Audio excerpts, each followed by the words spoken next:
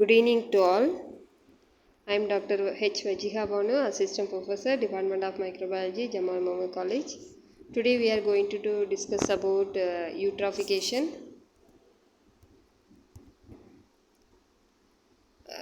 This is the picture of eutrophication. So what is eutrophication? That is harmful changes in water caused by too much of fertilizers or nutrients getting into the water. So compare these two ponds, the bottom one experiencing the eutrophication.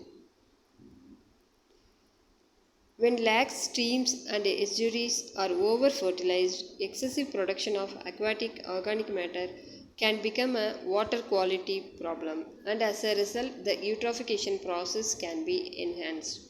This top one is before eutrophication, this picture showing the after eutrophication. Eutrophication is a natural process.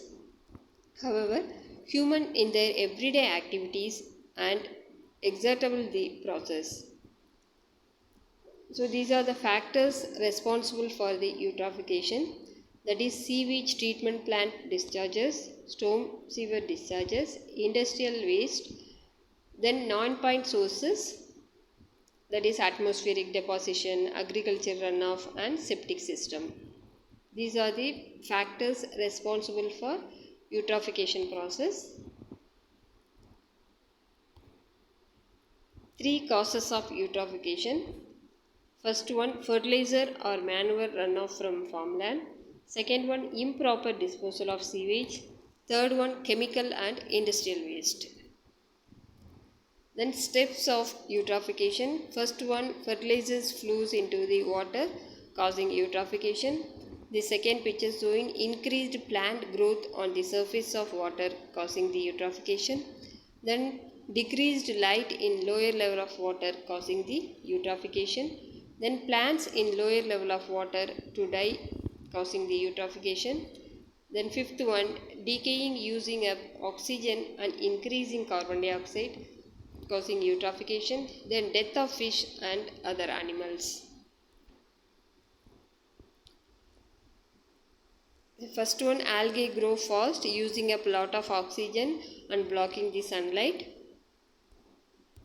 Then second one, aquatic plants begins to die. This picture showing dead matter provides food for microbes, then increasing the competition for oxygen, then water become deoxygenated, so the fishes become die. Then eutrophication process in 6 stages. First one, addition of nitrates.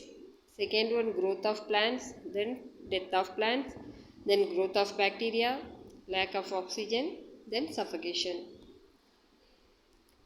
So this picture showing before increasing in nutrients. This is acceleration of eutrophication. This is the result of eutrophication. So these fishes die due to eutrophication, that is removing the oxygen. So fishes died due to the result of eutrophication because of toxicity.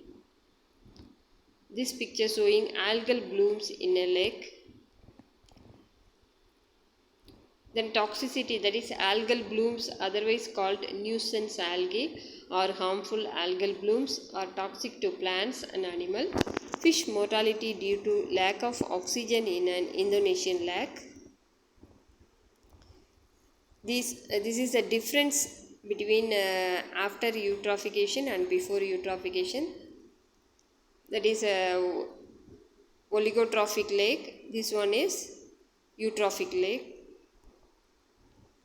Then blue baby syndrome. Blue baby syndrome, an illness that begins when large amount of nitrates in water are indigested by an infant or converted to nitrate by the digestive system.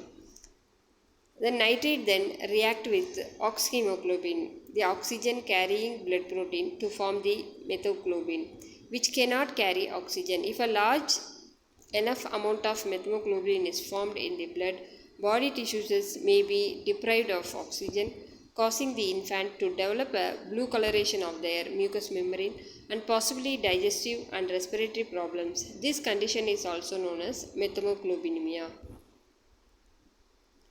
This picture showing overgrowth of floating aquatic plants. So conclusion, eutrophication can be avoided by using minimal required amount of chemical fertilizers, or better still, do away with them and use the natural one instead. Be sure not to have the field close to the water bodies. Then take extra care while using fertilizers during monsoons as due to runoff.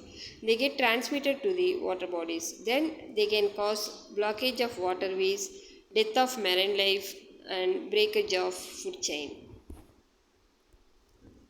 Thank you.